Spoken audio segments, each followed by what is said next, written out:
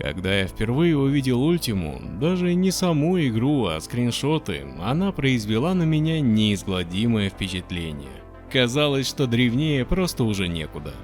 Конечно, есть и куда как более старые игры, даже если не брать Акалабет от того же Ричарда Гэрриота.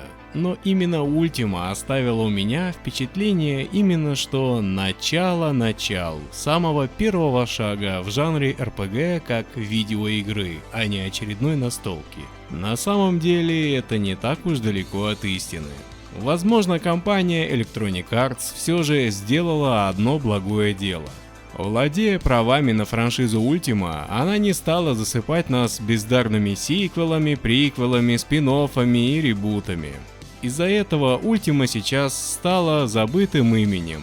Но это один из тех старичков, кто без всяких выдумок игровых журналистов подарил современным играм все самое лучшее, что у них есть. Если вы играете в какую-либо игру с открытым миром, то знайте, что эта Ультима сделала ее такой. Может, создатель этой игры никогда и не видел эту самую Ультиму, но он играл в игры, которые не просто вдохновлялись Ультимой, а хотели воссоздать те самые лучшие черты, которые так впечатлили их. Привет, подонки! Вот вопрос. А настолько ли это большой подвиг – заставить компьютер производить нудные расчеты из настольных игр, чтобы игрок, собственно, играл, а не тратил время на кубики и таблички? Ведь это вроде как естественный ход событий. Раз у вас есть электронно-вычислительная машина, то пусть вычисляет. Что ж, ответ – да, это действительно подвиг, потому что нужно сделать так, чтобы все это было еще и интересно. Считается, что звезда Ричарда Гэрриота как геймдизайнера взойдет в будущем, в следующих частях Ультимы. Но я считаю, что величие Лорда Бритиша не началось, не сделало первые шаги, а встало в полный рост уже тогда, в 1981 году. Ричард Гэрриот без преувеличения поднял могучую волну, которая подарила нам настоящие бриллианты жанра. Fallout и Planescape Torment, Готику, серию The Elder Scrolls, Dragon Age и Mass Effect, и это только малая часть. Но даже так, признавая все ее заслуги, мы опять упускаем из виду, насколько же смелым проектом была Ультима тогда, в 1981 году. В 1981 году. Это было еще до революции в геймдизайне, которую произвела Nintendo. И все, что у вас было, это либо комбат как вершина технического совершенства, либо текстовые квесты, которые создавали хоть какую-то иллюзию интерактивности. Просто потому, что компьютеры не позволяли ничего большего. И тут игра, в которой можно делать все, что захочешь, без преувеличения, что захочешь. Просто подумайте, Сигеру Миямото изобрел формулу Super Mario Bros., потому что хотел сделать игру, в которой игрок сам бы решал, как ему играть. И сильно ли много свободы действий в Марио? А вот Ультима, написанная на бейсике, на слабом компьютере, могла позволить себе это все уже в 1981 году, несмотря на свой без преувеличения ужасающий внешний вид. Кстати, хотите анекдот? То, что вы видите на экране, это вообще-то улучшенный ремейк аж 1986 года, то есть вышедший спустя 5 лет после оригинала. Вообще да, улучшения действительно есть. Увы, компьютеры в то время вообще не были приспособлены для игр.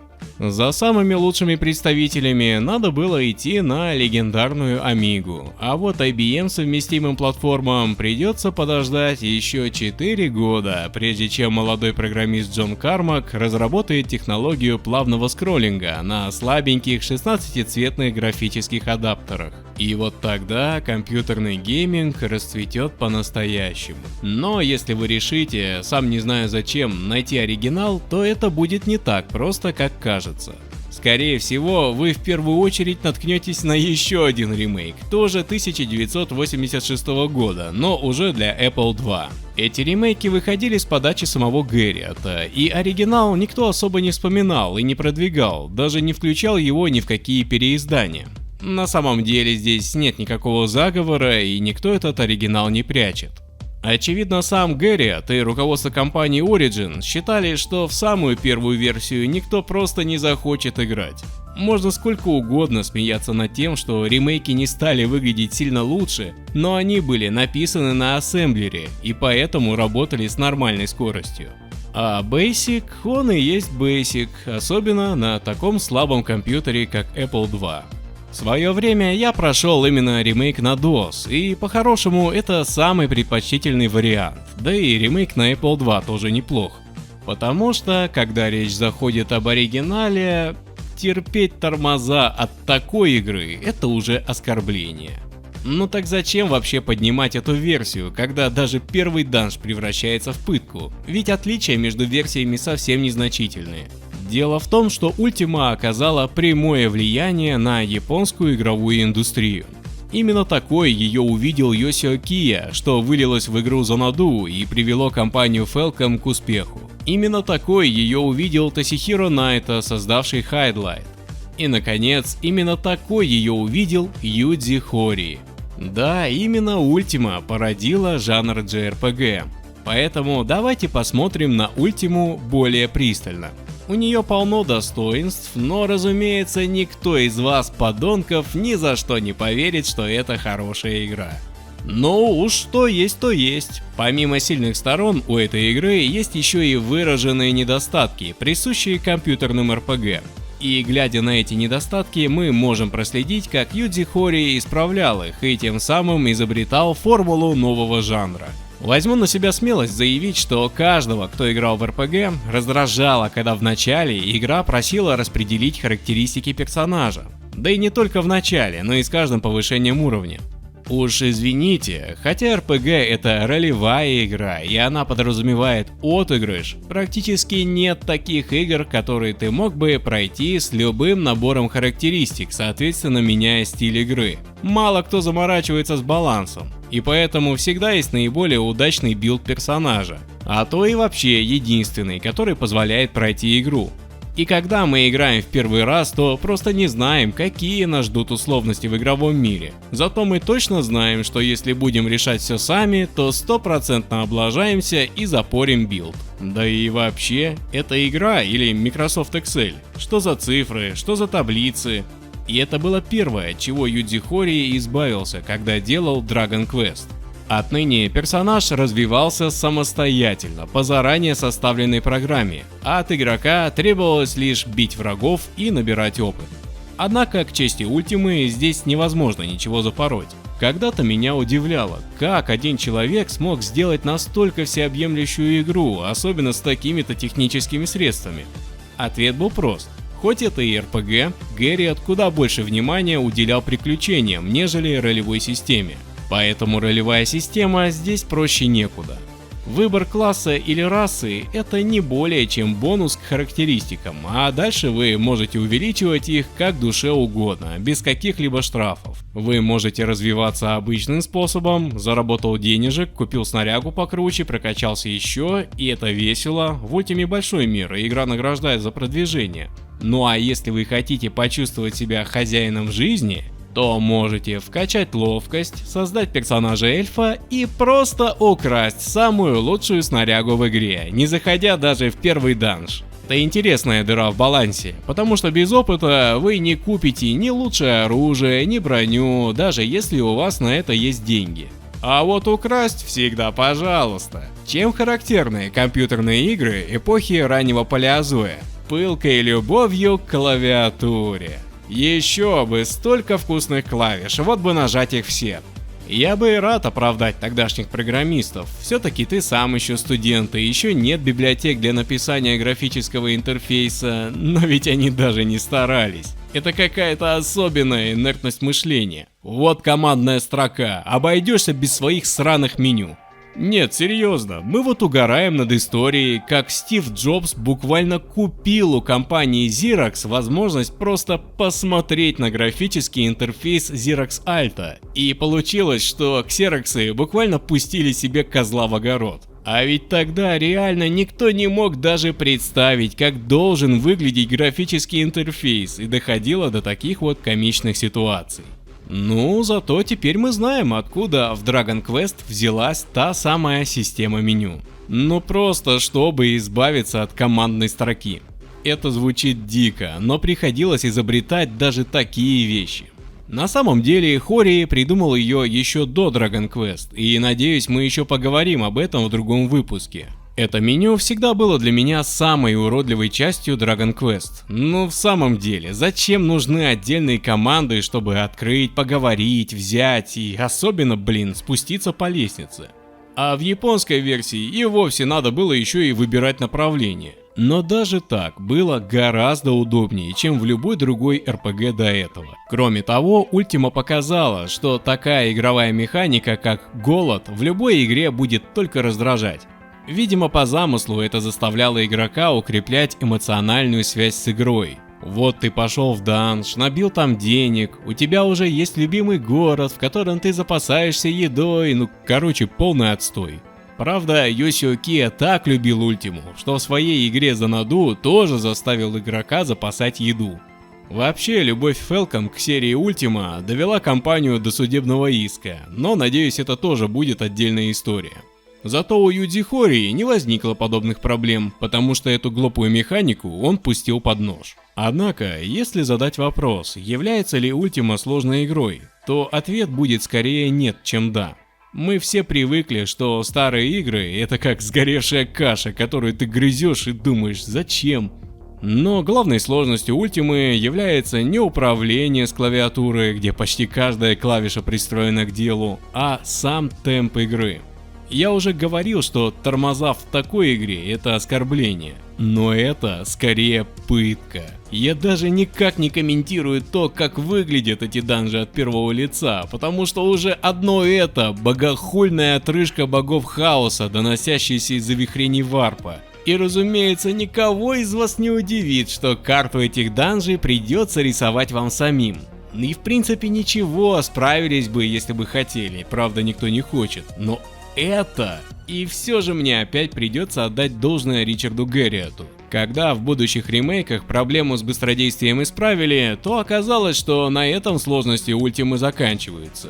Ведь здесь можно сохраняться в любом месте на карте мира, да и нет особо сильных врагов. В том же Dragon Quest сохраниться можно было только у короля, а значит надо было тащиться к нему через всю карту. Это особенно доставляет удовольствие, когда персонаж уже вымотан, и то и дело начинаются случайные бои. Кстати, вот вам истинная причина, почему я решил страдать в оригинальной версии Ультимы, вышедшей в 1981 году. Если вы играли в ремейк для Apple или DOS, то уверен, в первую очередь вас удивило то, что враги ходят по карте мира. Подобное не ожидаешь увидеть в такой игре. Но это делали люди, которые разбирались в программировании получше студента, писавшего на бейсике. А вот в оригинале враги появлялись случайным образом. Ничего не напоминает? Дорогие подонки, вы наблюдаете исторический момент. Рождение самой бесячей, самой доставучей черты, которая стала визитной карточкой жанра JRPG. Случайные бои. И правда, кто бы мог подумать, во всем виноваты ленивые программисты. А ведь это и правда забавно. Американцы исправили эту условность, едва лишь появилась возможность. А вот японцы давили до победного, аж до эпохи PlayStation 2. Как я говорил, ролевая система Ультимы довольно примитивная. Возможно, даже отталкивающая своей примитивностью. Количество еды, здоровья и золота здесь не ограничено. Поэтому, кстати, механика голода здесь и не имеет смысла, потому что можно запастись едой очень надолго. Правда, будьте осторожны. При достижении максимального значения цифры могут сброситься до нуля, то ли по недосмотру, то ли по приколу, чтобы вы сильно не жадничали. И если вы все же решите поиграть в Ультиму, то в первую очередь наткнетесь на то, что некоторые условности RPG, к которым мы привыкли, здесь работают иначе. Во-первых, опыт здесь нужен только для того, чтобы вам продавали более качественные товары, своеобразный ограничитель. Ну и еще, как пишут в гайдах, для победы в игре необходимо набрать 7000 экспы. Правда, вы в любом случае ее наберете. Как же тогда качаться? Ну, вы же не думали, что раз украли себе самую лучшую снарягу, то все золото можно оставить себе. С деньгами надо расставаться легко. В каждом замке есть волшебный фонтан. Да, это фонтан, заткнитесь. Подходим к нему, вываливаем туда КамАЗ бабла, и вот уже наши статы растут как у бодибилдера, который хорошо высыпается, кушает гречку и пьет виноградный сок. Только осторожнее, потому что после 99 характеристика сбрасывается. Вообще-то это что-то вроде читерства, хотя я не уверен. Для прокачки характеристик нужно посещать какие-нибудь местные достопримечательности. Причем можно делать это бесконечно, главное чередовать их между собой. Прокачка — это хорошо, но как же лечиться? А это уже во-вторых. Не советую вам ходить в трактир. Мы привыкли, что там лечат, но здесь, как в жизни, только наливают. Бармен может рассказать что-нибудь полезное, но скорее всего вы нажретесь в хлам, вас соблазнит местная шлюха, а на утро вы проснетесь без денег и с одной почкой. Шутка. Про почку. Про шлюху не шутка. Лечиться можно у короля, если отвалить ему бабла, но он и так король, бесится с жиру, так что обойдется бизнесмен хренов. Лечиться можно, как бы смешно это ни звучало, в данжах.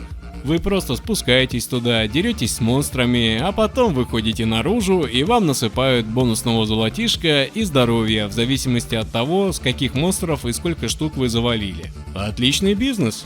Как я и говорил, количество здоровья здесь не зависит от уровня, так что лечиться можно, пока не наберешь все 9999.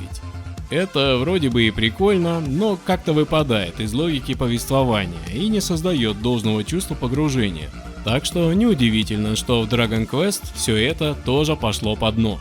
Нам кажется вполне естественным, что здоровье в JRPG восстанавливается после отдыха в таверне, но это и есть плод усилий Юдзи Хории, чтобы все было понятно без дополнительных объяснений. Больше всего Ultima удивляет тем, как она поощряет игрока на продвижение. Это не просто ползание от одного данжа к другому. Вот сначала вы купили лошадь, а потом плот, а потом фрегат. Открываются все новые и новые возможности. И первая Ultima известна тем, как она доводит все до абсурда.